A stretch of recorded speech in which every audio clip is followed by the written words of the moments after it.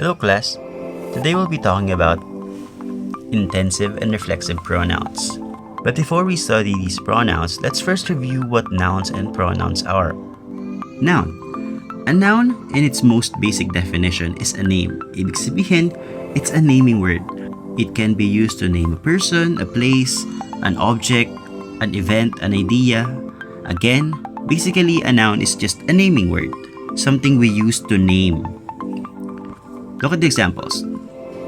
The boy is dancing. Here we have the boy as our noun. Second one, small businesses are struggling because of the pandemic. We have here two nouns, and those are businesses and pandemic. Third one, the classroom is dirty. Here our noun is the classroom. So you see, all these terms are the words we use to name a person, a livelihood, a situation, pandemic, or a place like classroom. Look at the example paragraph here. It goes, "The teddy bear on the table is my favorite toy. My father gave me the teddy bear when I was 6 years old. The teddy bear has seen my best days and worst days. I love my teddy bear." We have a lot of nouns in here. Let's highlight them. But the problem with using nouns is that sometimes, if you use or refer to the noun most of the time in your speech or in your writing, the tendency is that you sound redundant. Ibig sabihin, kapag kasi gumamit tayo ng noun, minsan, kakaulit-ulit natin sa noun, nagugulo ang meaning ng ating sentences or tumutunog pa ulit-ulit tayo. Kaya nga sa mga hinighlight nating mga words na yan, you would notice na pwede mo naman silang palitan para mas maging clear at mas maging understandable ang paragraph mo. Let's look at the rephrased version. The teddy bear on the table is my favorite toy. My father gave it to me when I was 6 years old. It has seen my best days and worst days. I love my teddy bear. You see here, we changed specifically the noun teddy bear. Here, we replaced it with the pronoun it. So instead of saying my father gave the teddy bear to me, you say my father gave it to me when I was 6 years old. See, that's how we used the pronouns. Pronouns are substitutes for nouns. Meaning to say, pronouns ang ginagamit nating words para palitan ng mga nouns, para hindi sila paulit-ulit sa mga paragraphs or sentences natin. There are different types of pronouns. Meron tayong personal pronouns. These pronouns often function as the subject or object in a sentence. Yung mga common pronouns na ginagamit natin like I, me, we, us, personal. Example, I saw the sign. So we have here I as a personal pronoun referring to yourself as the speaker. You should trust me. So you see, here we have the pronoun you to refer to the person you are talking to in the sentence, and we also have me as our object. So again, the personal pronouns function as the subject or the object of a sentence. Then we also have the possessive pronouns. The possessive pronouns are those that we use to indicate possession, like my, your, or our. Look at the example sentence here. My dog is very loyal. So in this sentence, we indicate that the dog is of my ownership because of the pronoun my. Another type of pronoun is the relative pronouns. The relative pronouns are used to start a clause or a group of words modifying a noun. These are that, who, whose, and whom. Look at the example here. I saw the dog that many consider a hero. You see here, our clause is that many consider a hero. And beginning that clause is the relative pronoun that. There are also other types of pronouns like indefinite pronouns. Pag sinabing indefinite, meaning hindi tayo certain sa number ng mga na tinutukoy nito. Pwedeng plural or singular, like somebody, anyone, everything, or someone. Meron din tayong demonstrative pronoun from the word demonstrate. ito yung mga pronouns na nagde-demonstrate ng location. For example, we have this to demonstrate na yung tinuturo mo ay malapit sa'yo or hawak mo. You can also use these kung madami yung mga tinuturo mo na yon, or you can use that to indicate na malayo yung tinuturo mo, or those to make it plural, or even the word there. So again, these pronouns demonstrate location. The next one is the interrogative pronouns. From the word interrogate, these are the pronouns we use when we make questions, like who, what, where, why, which, and how. Paano yun? Halimbawa, sinabi mong, who is your mother? The word who there is a pronoun replacing the name of your mother. So, when it's answered, it could be, Martha is the name of my mother. So you see, who there is replaced by Martha. That's how interrogative pronouns work. Next type of pronoun is the distributive pronoun. This is used to indicate individuality like each and every. Now that we know the basic types of pronouns, let's try to understand how the pronoun and its antecedent work. The can of lima beans sits on its shelf. Here, we have the pronoun its and its antecedent as can. Sa madaling salita, ang pronoun ay yung ginagamit nating salita na pangpalit doon sa noun. At yung noun na pinapalitan ng pronoun, ang tawag natin doon ay antecedent. Here, our pronoun is its and our antecedent is can. Look at the other one. Each of the employees diligently works for his or her department. So obviously, our pronouns here are his or her. Kung titignan ng maigi, ano kayang noun ang pinapalitan nitong his or her? Kumbaga, ano kayang antecedent niya? Pwede mo sabihing employees, yeah, yun ang pinapalitan niya. Pero, ang exact na pinapalitan nito ay yung pronoun din na each. Sabi natin kanina, isa tong klase ng pronoun at ang tawag dito ay distributive pronoun. Kumbaga, nag-i-indicate siya ng individuality. So, dahil sinabi mong each of the employees, bawat isang empleyado, yung gender ngayon ay nagiging magkakabukod-bukod din. Pero kung tatanggalin mo yung each na yan, ang magiging sentence mo lang ay the employees diligently work for their department. Magiging there na kasi plural na yung antecedent mo. Pero dahil ang antecedent natin dito ay yung each na nag-i-indicate nga ng pagiging individual ng bawat antecedent, ang gagamitin natin ay yung his or her para ligtas sa gender. Look at this. Irvin and Joshua submitted their output. Our pronoun here is their. At ang antecedent nito ay si Irvin at Joshua. At dahil dalawa na yung antecedent natin, plural na rin yung pronoun natin. Look at the final example here. Every cow, pig, and horse had lost its life in the fire. So for this sentence, our pronoun is its.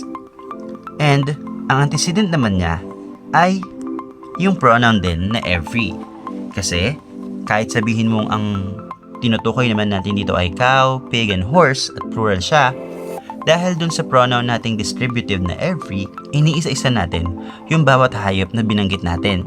Kasi nga sabi mo, every, in Tagalog, bawat. Bawat isang baka, baboy, at kabayo. Muli, pag sinabi nating pronoun and its antecedent, ang pronoun ay yung ginagamit nating pampalit ng noun at yung antecedent naman ay yung noun mismo na pinalitan ng pronoun niya. Now let's talk about intensive and reflexive pronouns. Simple lang naman siya. Baka ka lang gumagamit ng personal pronouns kagaya ng your, my, at him, her, or it, pero binabalik mo lang doon sa gumagawa ng action. Look at this. Pag singular, you would say yourself. Kapag plural, gagawin mong yourselves.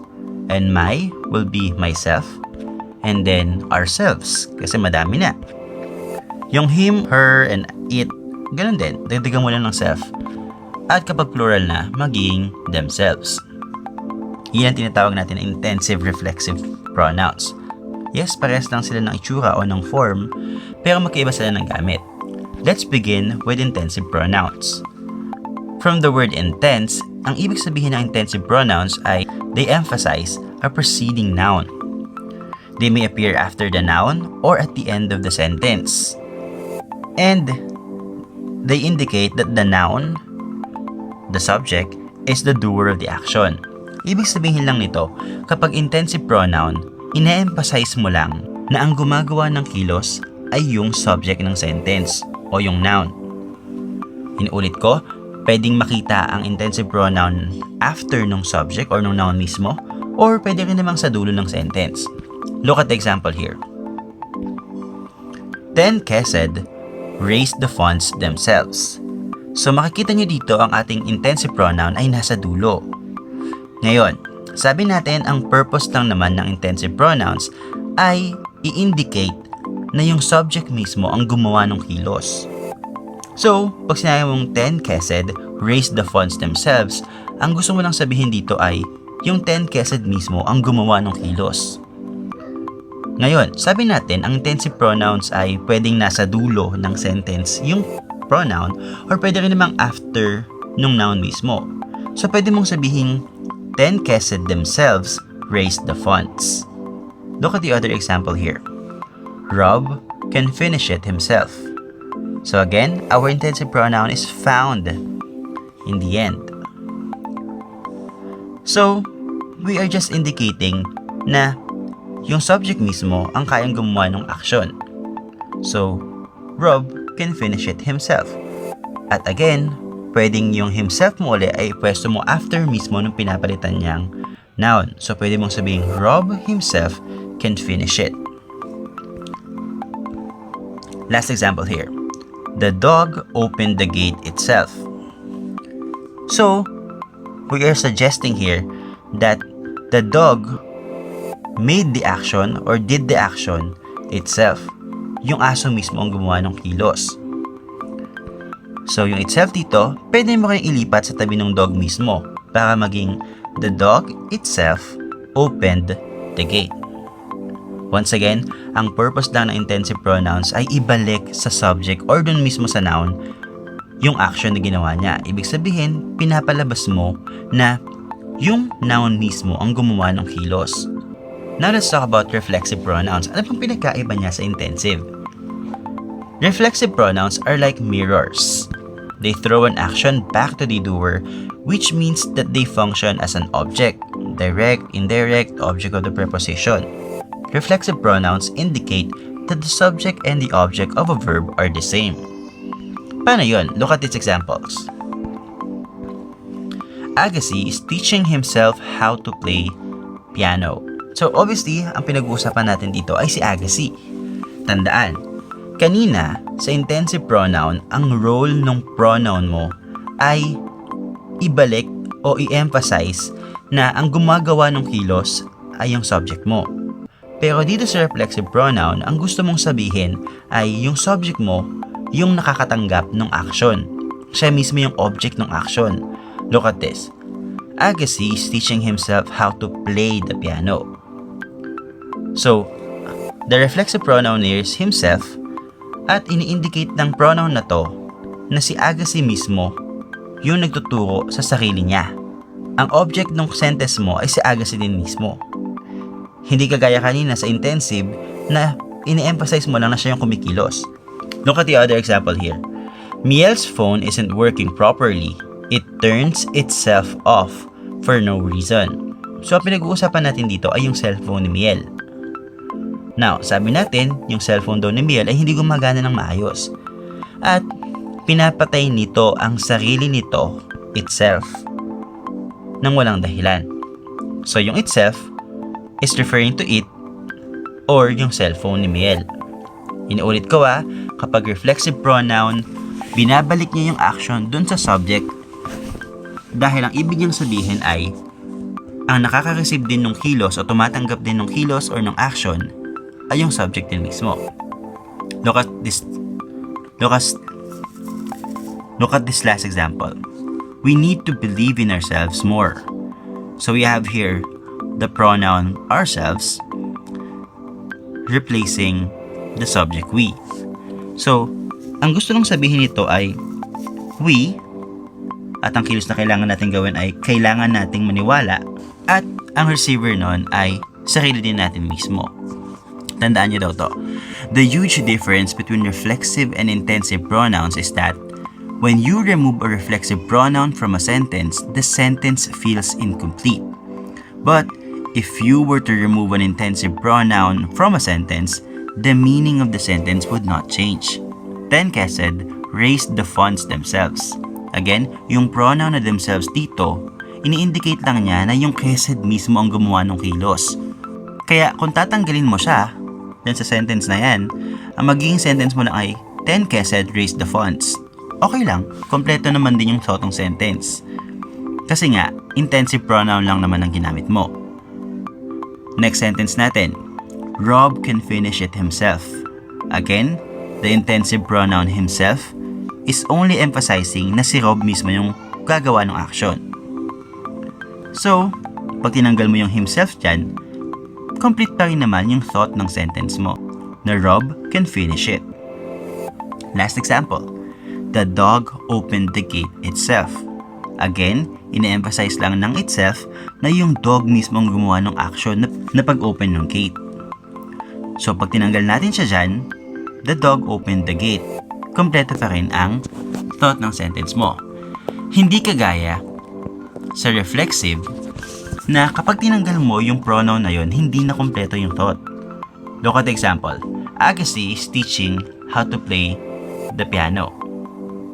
So, hindi tayo sure. Sino tinuturuan ni Agassi kung paano mag-play ng piano?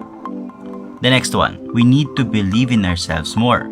Pero kung tatanggalin mo yung ourselves dyan, magiging we need to believe more.